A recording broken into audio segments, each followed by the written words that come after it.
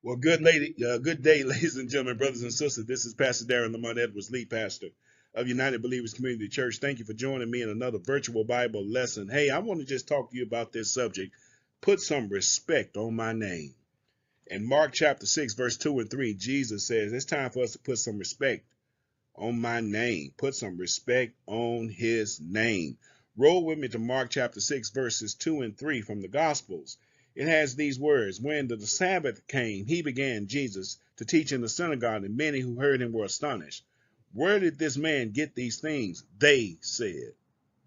What is this wisdom that he has been given to him, and how are these miracles performed by his hands? Isn't this just the carpenter's son, the son of Mary, and the brother of James, Joseph, Judas, and Simon? And aren't his sisters here with us? So they were offended by him. I want to put a tag on this text and talk about put some respect on my name. Ladies and gentlemen, brothers and sisters, I want to advise many of you who are listening to me right now quickly.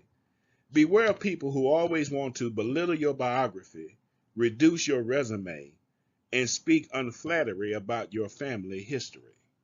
Notice what they called Jesus in the text. They called him a simple carpenter, but they didn't put respect on his name, because this carpenter not only can build furniture, but he can also build your future. And let me give you three quick tips, or four or five quick tips on why you need to put some respect on his name. Number one, don't let people define you by your history. Put some respect on my name. Notice what it says. They didn't see Jesus' destiny, his foreground. They only saw his background. Be careful of people who always want to see you in the rear view, but not the front view. Isn't this the carpenter's son, is what they said. Translation: he's just a handyman. He cannot be the Holy One. He builds tables, not the ability to rebuild the spiritual temple. He fixes chairs. He can't fix lives. But thank God, what they say does not stop what God sends. Don't let people try to define you by your history, ladies and gentlemen, brothers and sisters. People will always try to box you in by what they remember about you. But God will give you recognition when all they still do is remember. Did you hear what I said? Listen, notice this, child of God. Not only that, but look at the next thing I want to share with you.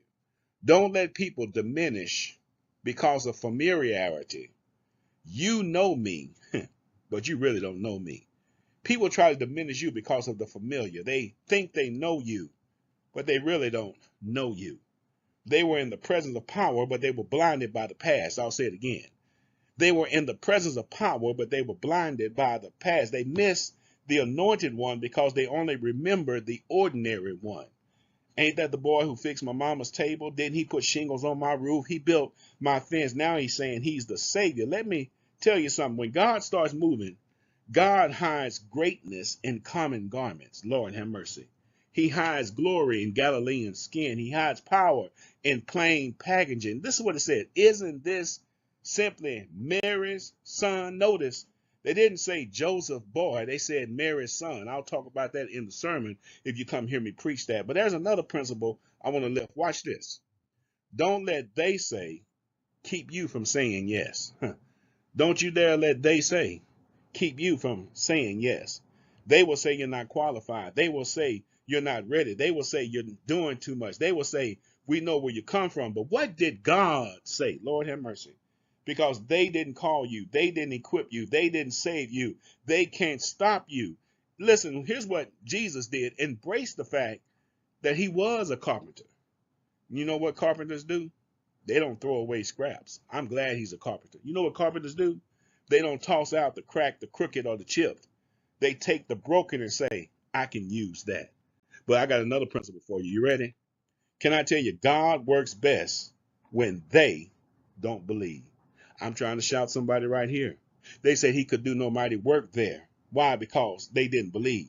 But if you keep on reading the Gospels, Jesus didn't stop because they didn't believe. He left Nazareth and worked miracles somewhere else. And all I'm trying to tell you, when they reject you, God will redirect you. When they talk down on you, God will lift you. When they try to counsel you, God will crown you. Ladies and gentlemen, brothers and sisters, that's all I'm trying to tell you. Put some respect on Jesus' name and tell folk to get out your business and put some respect on your name too.